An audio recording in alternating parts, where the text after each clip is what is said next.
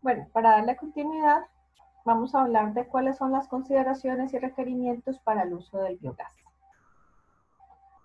Entonces veamos un esquema grueso, un diagrama del proceso general de un sistema de aprovechamiento de biogás.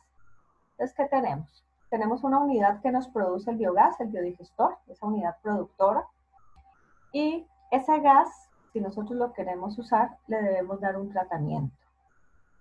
El gas tratado lo podemos almacenar, ¿sí? Para hacer entonces las gestiones operativas a nivel de manejo del sistema y manejar un poco los picos o los sube y baja de producción del biogás. Y finalmente entonces el equipo que hace uso o la planta pues de uso del biogás. Independiente de que nosotros vayamos a utilizar el gas, siempre debemos tener un quemador. ¿Por qué? Debe haber un bypass, porque si hay alguna falla en esta línea, alguna situación de operación y mantenimiento, necesitamos quemar este gas, por lo que ya habíamos comentado.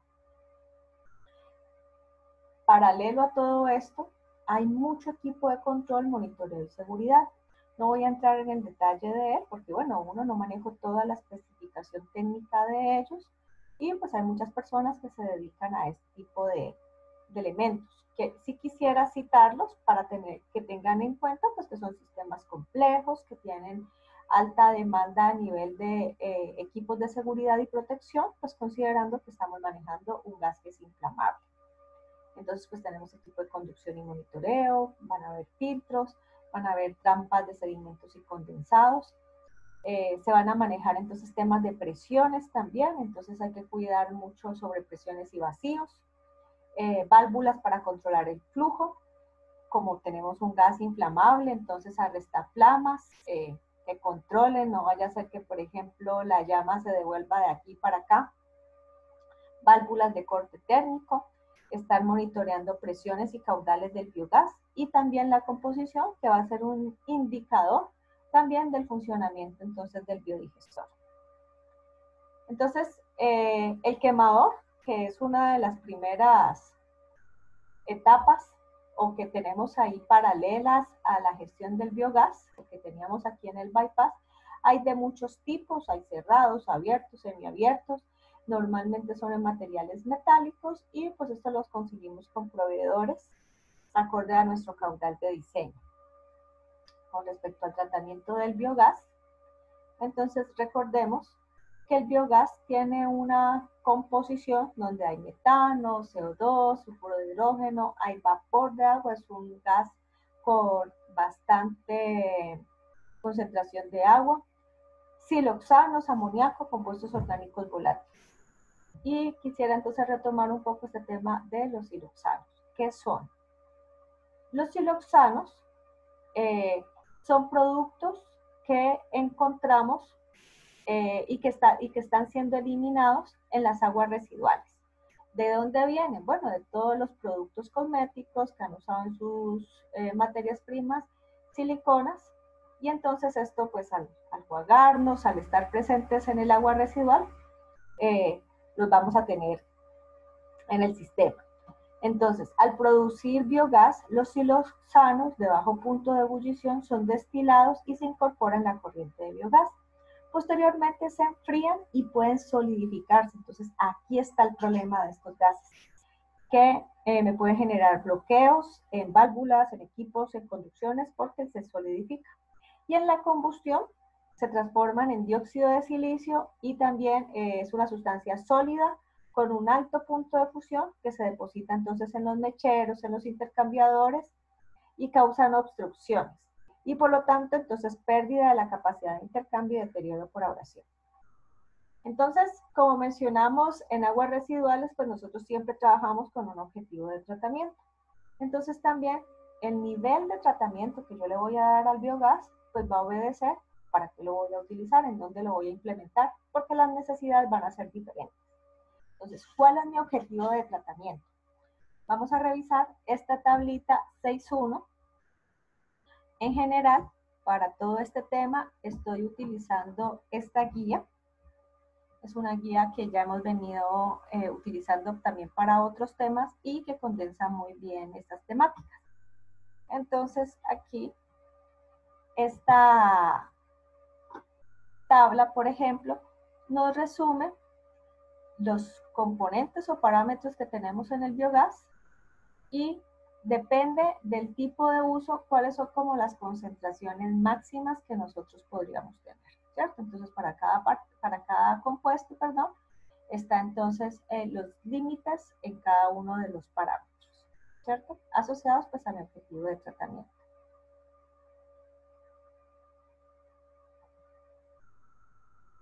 Entonces, uno de los principales compuestos que yo quiero eliminar del biogás es el sulfuro de hidrógeno. ¿Por qué? Pues por lo corrosivo que es, en contacto con el agua, entonces daña muchos equipos también. Entonces, yo lo quiero remover de mi sistema.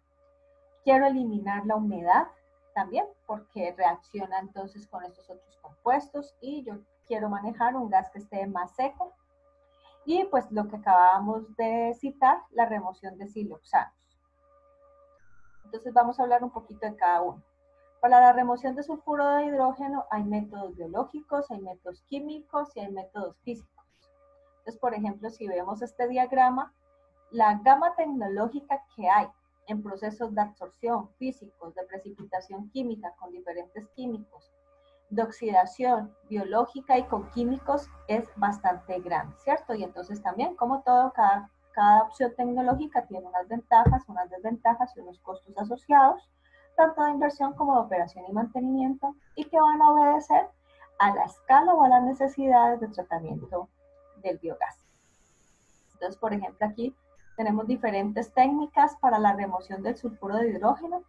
Una ampliamente utilizada es con microaeración. Entonces, se da la oxidación por microaeración y lo que yo obtengo es un precipitado que después retengo. La desulfuración físico-química por dosificación de sales de hierro.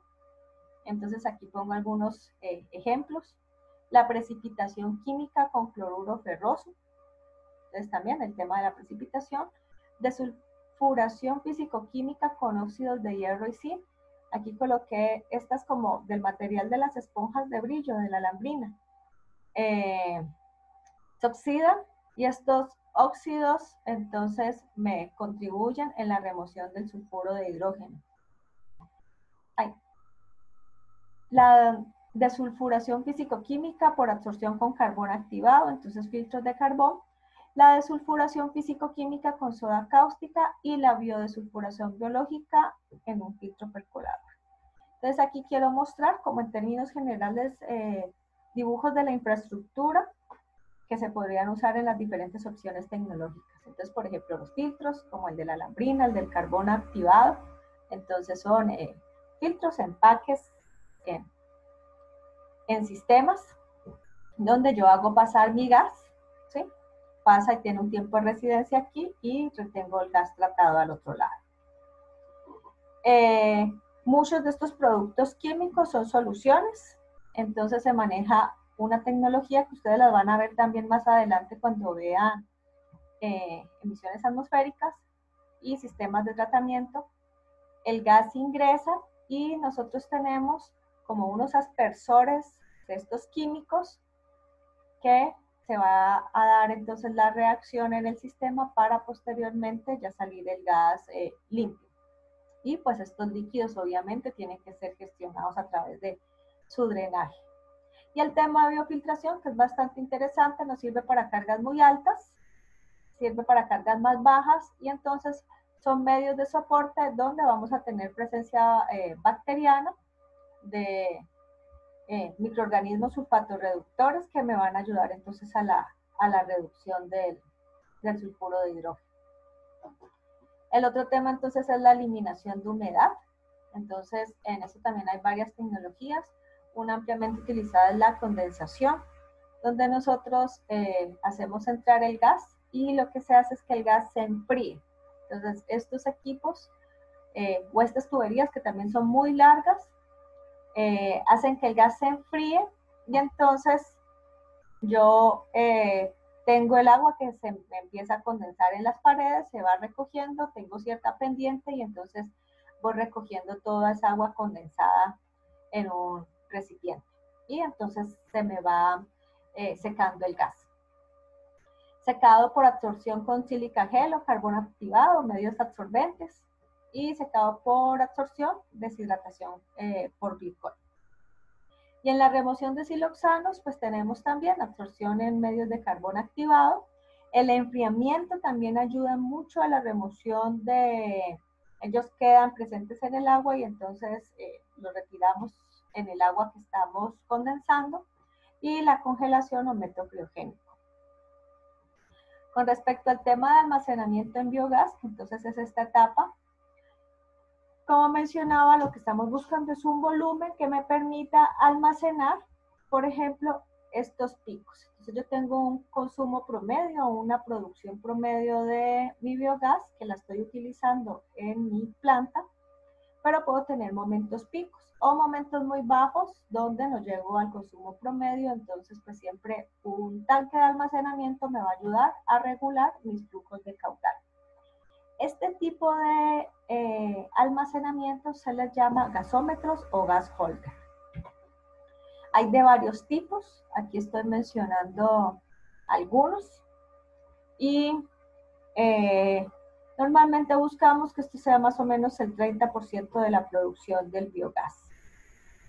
Quería mostrarles un poquito la configuración de estos gasómetros, por ejemplo, de doble membrana, que son ampliamente utilizados. Entonces, miren que tiene, como su nombre lo dice, doble membrana. Entonces, interno a la que aquí está en amarillo, va a estar almacenado entonces el biogás. Y esta capa externa es una capa entonces de protección, por si algo llega a golpear, ayuda también a gestionar el tema de las presiones. Entonces, nosotros siempre vamos a ver esta bolsa llena. ¿De qué está llena? Bueno, está llena de aire, tenemos un compresor, un soplador de aire, que según entonces qué tan inflada esté esta bolsa de biogás, va a ser la cantidad de aire que tenemos, y eso se maneja con el jueguito de presiones. Entonces, esta, por ejemplo, son los gasómetros de la planta de la Petar de los Tajos, que hay dos. Ok, vamos a pasar entonces a los usos.